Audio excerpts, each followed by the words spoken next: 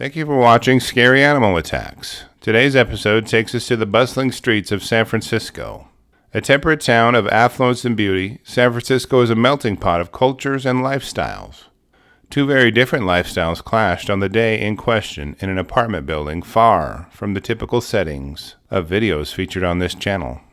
Shout out to YouTube user Stevie Darling for suggesting the topic of today's video. On January 26th of 2001, 33-year-old Diane Whipple was returning from the grocery store and was walking up to the door of her sixth-floor apartment. She was a college lacrosse coach at St. Mary's in Moraga and fit as a fiddle. She had so many accolades for her accomplishments in lacrosse that it would take too long to mention them here. Her hands were full with the bags of groceries in her purse as she dug around looking for her keys. She could hear something stomping and growling. As she put the bags on the floor, she glanced up from her purse and saw her neighbor, Marjorie Knoller, being pulled along by a massive dog. Diane was familiar with this dog as it was the terror of the apartment building and had been part of several attacks on other dogs and people in the area. The dog barreling its way down the hallway toward Diane was not just any dog. It was a breed known as a Presso Canario, which is a type of mastiff. Pressos are known to be great guard dogs, but the AKC indicates that they have the lowest rating for tolerance of children and strangers, and have a low adaptability, but have the highest level of protective nature. This dog breed are cattle dogs primarily, and not made for apartment buildings. Mrs. Knoller had taken the dog up to the roof of the building for a walk, and didn't bother putting a muzzle on him as it was a short trip. Then they began returning to her apartment near Miss Whipple's. That is when her dog, named Bane, charged ahead at the sight of Diane. Bane began growling and barking at her and dragged Knoller down the hallway to Diane. Through the distortion of the peephole in her door, 77-year-old neighbor Esther Berkmeyer could see a dark shape over the top of a person's body in the hallway. She was drawn to her door by loud barking and screaming, then a loud crash against her door. She observed part of a person on the floor and groceries scattered about it. The dark shape on top of the person was not clearly identifiable, but it was clear by the noise that someone was being attacked by a dog. As she ran to the kitchen to call the police, she could hear Miss Knoller yelling, "Back, back," as well as "No, no," in the hallway. During the attack, Whipple was knocked to the floor by the 140-pound dog, Bane. He bit her over 77 times, all over her body.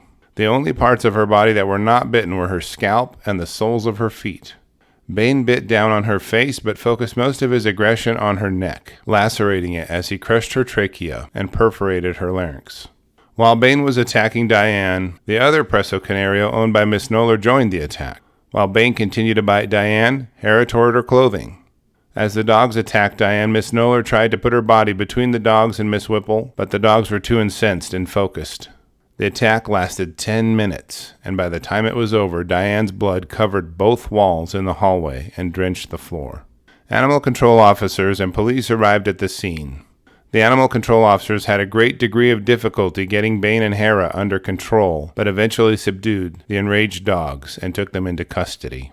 As police officers comforted a blood-covered and naked Diane in the hallway, she began crawling back toward her apartment. They told her to lay still, because the ambulance was on the way, and she would be treated soon. Diane was transported to San Francisco General Hospital for emergency medical treatment. Mrs. Knoller was treated for a minor cut on her thumb by paramedics who noted that her clothes were covered in blood and her hair was matted with it as well.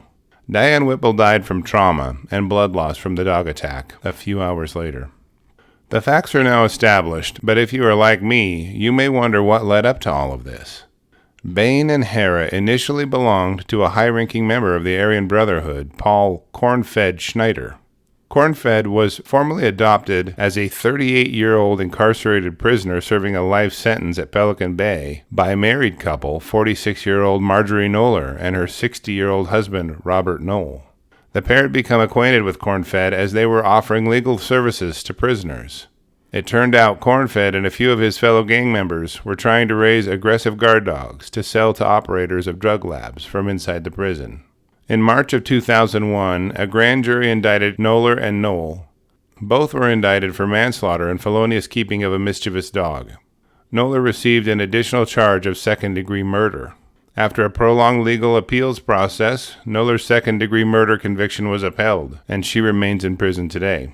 Knoll served 3 years and was paroled in 2003, but died of heart failure after living out of his van due to health complications. Bain was euthanized immediately following the attack, and Hara was euthanized the following January. Welcome back to Scary Animal Attacks. In today's episode, we go to the great state of Missouri, and specifically Willard Intermediate School in Springfield. The school is one of the newer in the area and serves about 320 students in the 5th and 6th grades. The city is surrounded by farmland, which gives way to pockets of forest, but the topic of our episode today is not a wild animal, but a very common household pet. On Tuesday, December 20th, 2022, the day started as normal, with the school opening at 8:15 a.m., as it does every other day of the week. Children arrived before that and played together on the playground and chased each other on the grass. They laughed and yelled, as playing children always do, with smiles showing missing teeth cloaked by frosty breath. This day seemed to be just another fun day in the show-me state until an unusual circumstance occurred and changed the lives of many of the students and staff. Shortly after 1 p.m., during 5th and 6th grade lunchtime recess, students were on the playground screaming, running, and jumping. Teachers ate their lunch and attempted to catch up on grading and phone calls while the students vented their energy in games and laughter.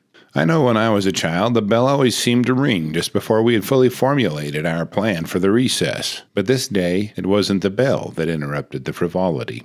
The east boundary of the school grounds abuts an adjacent subdivision full of people, cars, and their pets. With children scattered and running all over the playground and grass, a swift and powerful threat loomed from the housing development. It isn't known for sure if it was the noise the kids were making or simply an opportunity to get out of the yard, but the fact is 2 full-grown pit bull mixed breeds dogs charged onto the schoolyard. A little bit of history about the pit bull breed. This breed started in England and was used to round up cattle and other large animals. The pit bull was trained to clamp its powerful jaws onto the bull's nose, which would cause the bull to stand still so the livestock owner could relocate them. They were also used for bear and elk hunting, but were crossed with terriers, which create the ancestors to today's pit bull terriers. The addition of the terrier bloodline simply made an already powerful dog faster and more agile. This crossbreeding yielded a powerfully built dog that tended to have a more aggressive disposition to other dogs, making them valuable as fighting dogs as well. Now back at the school, several teachers were out on the playground doing their lunch duty. As the dogs converged on the children, kids ran in different directions and confused the dogs. The children dashed toward the building, but as they converged on the doors, they began colliding with each other, skinning knees and twisting ankles as they fell. Some students stood their ground when confronted by the aggressive dogs, kicking and yelling as the dogs nipped and bit at their legs and hands. Other children hid behind the playground teachers, and others tripped and fell on the pavement, crashed into each other, and shoved each other to the ground out of panic. Playground teachers were not about to run. They stood their ground and kicked and punched the pit bulls as their little students dashed for safety. One teacher took her clipboard and clubbed one of the dogs, and another pregnant teacher was doing more than holding her own, taking the fight to the pit bulls with her tinny runners and stretchy pants. One of the little boys on the playground described the bedlam as hearing one of his classmates scream. He looked over and saw the other child fall to the ground as the dogs pursued her. The pit bulls latched onto the tail of her coat and pulled it quickly from the girl's body. The coat was tossed back and forth and torn up, but the young girl was only slightly bitten during the confrontation. Screams, growls, and cotton batting flew as the dogs tore at the students' jackets and coats. When the children weren't being scratched or bitten, they turned and ran right into each other, like a covey of quail flushing from a bush. Onlookers from the safety of the school windows watched in amazement as the teachers went medieval on the cantankerous canines. The teachers were holding their own and even giving a little more back. About the time the school resource officer had been made aware of the attack, the school nurse and other support staff had begun to converge on the playground. The marauding mutts were rounded up and turned over to animal control. The Springfield-Greene County Health Department opened up an investigation into the incident, but haven't filed any charges against the owners of the pit bulls yet.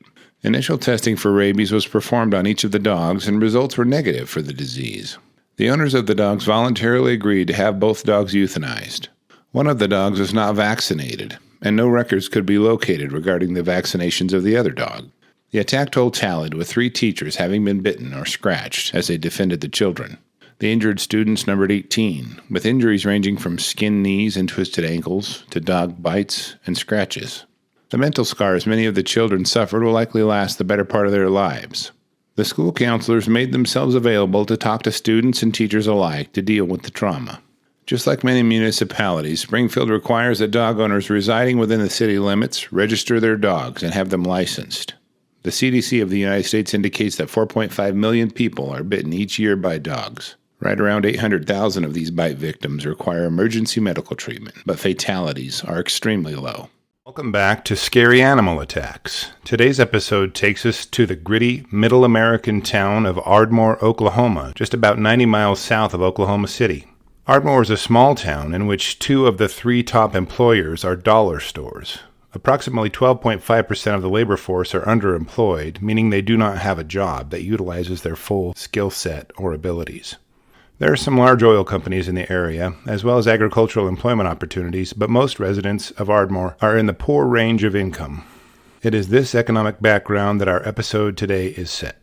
Single mother and widow Tracy Garcia was doing her best to raise her children after the death of her husband in 2006. She was 52 years old and lived off of Banyan Road, southeast of town. She had found work over the past several years as a homemaker until her husband died, then a housekeeper, and then a healthcare worker. She worked hard to provide for her son and her daughter. In her neighborhood, people were pretty relaxed about things. Some of them would even let their dogs run free, and her sister would even feed some of the neighborhood dogs from time to time. One of her neighbors basically fed their dogs, and that was about it. Many would call it neglect. There aren't many animal rights folks around this part of the state, so it just went ignored by authorities. That pack of dogs was a motley-looking crew to behold. They were half dachshund, part pit bull, and some were part Australian shepherd. They are very short and stocky, giving them a near circus appearance as they run the neighborhood streets. On the evening of May 10, 2018, Tracy was visiting her sister's house nearby, imbibing in some relaxing alcoholic beverages as the day was finishing up. She had a bit much to drink but wasn't driving, as her house was nearby, so after festivities wound down, she began walking home. As she approached Banyan Road intersection, a ways down her sister's driveway, she could see that strange pack of dogs running toward her. There were 4 males and 3 females in this pack of 7 dogs, and they were all under 3 years old. These dogs had never attacked nor bit anyone in the neighborhood before, so Tracy had no real reason to be alarmed. As the pack approached her, she began to hear the growling and barking, and it didn't sound soothing. The pack quickly surrounded her and began barking at her. Confused by the flashing teeth, she wasn't sure what she should do. Each time the dogs would move in toward the only thing their short legs could allow them to bite, she would move her feet in an attempt to protect them. Given she'd had some alcohol that night, you might well be able to predict, she lost her balance and fell to the ground. The frenzy of tiny legs moving stocky bodies to bite and tear her flesh was beyond a Hollywood movie script. None of these dogs weighed more than 40 pounds, and many weighed much less, but all were powerfully built with thick musculature. The attack did not take long, as there were 7 dogs attacking her, and police arrived soon after being called around 10 p.m. Upon arriving, one of the dogs immediately charged police officers and was shot and killed. Police officers had to secure the attack scene and eventually corral the remaining 6 dogs. The rest of the pack was taken to the Ardmore Animal Shelter. The condition of the dogs raised some questions with authorities and neighbors. The dogs were not starving and were said to be very healthy. They lived in the woods, though, and were covered with ticks and fleas. They had no human-centered discipline, the way an owner would instill, and may have apparently honed their hunting skills on local animals, as they bit Tracy in very vital areas, causing her death that evening. The so-called owner of the dogs granted permission to euthanize the remaining members of the pack, and authorities declined to complete a rabies test on them as they were all dead, and so was the victim. Criminal charges will not be filed, according to the sources, and the coroner labeled Tracy's death an accident. Due to the fact that the dogs were not labeled as having attacked people before, the owners were not found to be criminally negligent. In the analysis of 256 fatal dog attacks, 87% occurred when the owner was not present. 84% involved an unneutered dog, and 76% involved non-socialized or wild or feral dogs.